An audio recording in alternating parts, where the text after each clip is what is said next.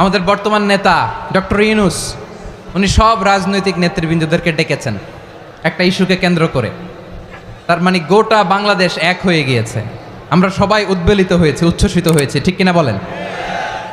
রাজনৈতিক নেতাদেরকে ডেকেছেন উনি, আমরা এক হয়েছি। এরপরে ধর্মীয় অঙ্গনের যে লিডাররা বিভিন্ন ধর্মের, শুধু মুসলিম না, সবাইকে ডেকেছেন, আমরা ঐক্যবদ্ধ হয়েছি। এটাকে বলে ন্যাশনাল ইউনিটি, জাতীয় ঐক্য। যে কোনো ধরনের কনস্পাইরেসি, ষড়যন্ত্র, আধিপত্যবাদ মোকাবেলায় জাতীয় ঐক্যের চেয়ে মোক্ষম হাতিয়ার আর নাই। আমাদের একটা প্রতিবেশী দেশ আছে, আমরা আমাদের দেশ নিয়ে যত ভাবি তারা তার চেয়ে বেশি ভাবে। কথা বুঝতেছেন না? আরো ভেঙে বলতে হবে। হ্যাঁ, আমরা আমাদের দেশ নিয়ে যত উদ্বিগ্ন, এদের আরো টেনশন বেশি। বলেন, আমাদের দেশে শান্তি আছে না নাই? আমরা হিন্দু মুসলিমে কখনো দাঙ্গা লাগে? আসতে বলেন, কেন লাগে? ওদের পূজা পার্বণে আমাদের মাদ্রাসার ছেলেরা যে পাহারা দেয়, চিল্লায় বলেন ঠিক কিনা? আমাদের তাফসির মাহফিলের সময় ওরা ডিস্টার্ব করে, ঢোল বাজায় না। ওদের পূজা পার্বণের সময় আমাদের তাফসির মাহফিলের ডেট হলে আমরা চেঞ্জ করে দেই। সুবহানাল্লাহ, কি সাম্প্রদায়িক সম্প্রীতির রোল মডেল। আর ওই বাংলাদেশের ব্যাপারে তারা অনেক ডিসইনফরমেশন ছড়াচ্ছিল। ভারতের অনেকগুলো গণমাধ্যম, আমি জেনারেলাইজ করব না, আমাদের প্রতিবেশী দেশের সব গণমাধ্যমকে আমি দোষ দিতে চাই না, অনেকগুলো গণমাধ্যম তারা ডিসইনফরমেশন শেয়ার করেছে। ডিসইনফরমেশন আর মিস ইনফরমেশনের পার্থক্য আছে। মিস ইনফরমেশন না জেনে ভুল বুঝে একটা মিথ্যা বা ভুল তথ্য ছড়িয়ে দেয়া, এটার ক্ষমা আছে, এটার কি আছে? আর ডিসইনফরমেশন মানে ইচ্ছা করে, প্ল্যান করে, ম্যাপ করে, ছক এঁকে মিথ্যা, গুজব, রটনা সোশ্যাল মিডিয়ায় ছড়ানো, এটার ক্ষমা আছে? আওয়াজ করে বলেন, ক্ষমা আছে? ভারতের কিছু গণমাধ্যম তাই করেছে, আমরা ব্যথিত হয়েছি, আমাদের হৃদয়ে রক্তক্ষরণ হয়েছে। আমাদের প্রতিবেশী দেশকে বলতে চাই, আমাদের দেশ নিয়ে আপনাদের ভাবার দরকার নাই, নিজের চরকায় তেল দেন, নিজের দেশ নিয়ে ভাবেন। গত মাসের ভয়েস অফ আমেরিকার রিপোর্ট, বাংলাদেশে সংখ্যালঘু জনগোষ্ঠী আগের চেয়ে বেশি নিরাপত্তা পাচ্ছে। Report voice of America, Muslim report নাকি? মুসলিম জরিপ, ভয়েস অফ আমেরিকা। কথা বুঝে নাই বোধহয়। ভয়েস অফ আমেরিকা কি আমাদের রিপোর্ট? না, ভয়েস অফ আমেরিকার জরিপ, বাংলাদেশের সংখ্যালঘু জনগোষ্ঠী আগের চেয়ে ভালো নিরাপত্তা পাচ্ছে।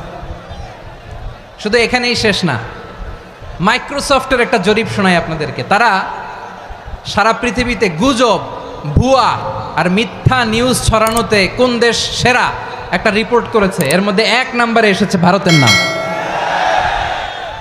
মাইক্রোসফট তো মুসলমানরা চালায় না? কথা বোঝে নাই বোধহয়।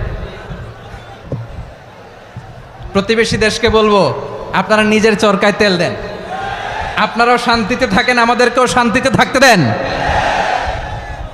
সব চেঞ্জ করা যায়, প্রতিবেশী চেঞ্জ করা যায় না। আমাদের ল্যান্ড তাদের ল্যান্ড, পাশাপাশি। আমরা চাই তারাও সুখে থাক, আমরাও সুখে থাকি, ঠিক কিনা? কিন্তু প্রতিবেশী হলে বন্ধুত্বপূর্ণ আচরণ করতে হয়। প্রতিবেশী যদি বন্ধু না হয়ে প্রভু হতে চায়, এরকম দানব প্রতিবেশী কেউ চায় না। ভারত যদি বন্ধুত্ব উপহার দেয়, আমরাও বন্ধুত্ব দিব, কি বলেন? তারা যদি বন্ধু সুলভ আচরণ করে, আমরাও বন্ধুত্ব উপহার দেব। কারণ আমাদের পররাষ্ট্র নীতি হচ্ছে সবার সাথে বন্ধুত্ব, কারোর সাথে বৈরিতা নয়। আলহামদুলিল্লাহ বলেন, কত চমৎকার পলিসি আমাদের। আমরা নির্বিবাদী, আমরা বাংলাদেশিরা শান্তিকামী, we are proud of that. এজন্য আমরা গর্ববোধ করি। আমাদের পররাষ্ট্র নীতি সবার সাথে বন্ধুত্ব, কারোর সাথে শত্রুতা নয়। তাই প্রতিবেশী দেশকে বলবো, আমার ভাইয়েরা, আপনারাও আমাদের ভাই, বন্ধুত্ব দিলে বন্ধুত্ব পাবেন। বন্ধুত্ব ইজ ওয়েলকাম, দাদাগিরি নয়। বন্ধুত্ব ওয়েলকাম, দাদাগিরি নয়, লাউড অ্যান্ড ক্লিয়ার। ভারত যদি বন্ধুত্ব দেখায়, বন্ধুত্ব পাবে। কিন্তু ভারত যদি বাংলাদেশে আধিপত্যবাদ বিস্তার করতে চায়, বাংলাদেশের 18 কোটি জনগণ সেটা রুখে দেবে। ভারত যদি গৌর গোবিন্দের ভূমিকায় নামতে চায়, দেশের 18 কোটি মুসলমান শাহজালালের ভূমিকায় নামবে।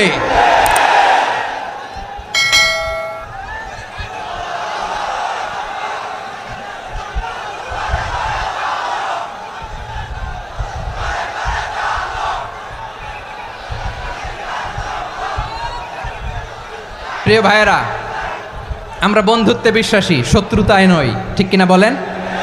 আল্লাহ আমাদেরকে বোঝার তৌফিক দান করুক। তাহলে এই যে তারা বলেছে এদেশে সংখ্যালঘুরা কষ্টে আছে, দুঃখে আছে, এটা কি ঠিক? বলেন এটা কি ঠিক? না, তারা ডিসইনফরমেশন শেয়ার করেছে, এটা ঠিক নয়। আমার প্রতিবেশী বন্ধু রাষ্ট্রকে বলবো আপনারা এটা করবেন না, এটা করবেন না। আমরা শান্তিতে আছি, আপনারাও শান্তিতে থাকেন, আমাদেরকেও শান্তিতে থাকতে দেন। এই যে চিটাগাংয়ের অ্যাডভোকেট আলিফ হত্যাকাণ্ডে গোটা বাংলাদেশ আমরা ধৈর্যের পরাকাষ্ঠা দেখিয়েছে, চিল্লায় বলেন ঠিক কিনা? আমাদের নেতা আমাদেরকে ডেকেছে, আমরা শান্ত থেকেছি। আমরা শান্ত থাকতে চাই, আমরা ঐক্যবদ্ধ থাকতে চাই। যে কোনো ষড়যন্ত্র রুখে দেওয়ার জন্য ঐক্যবদ্ধ প্রচেষ্টার কোনো বিকল্প নাই।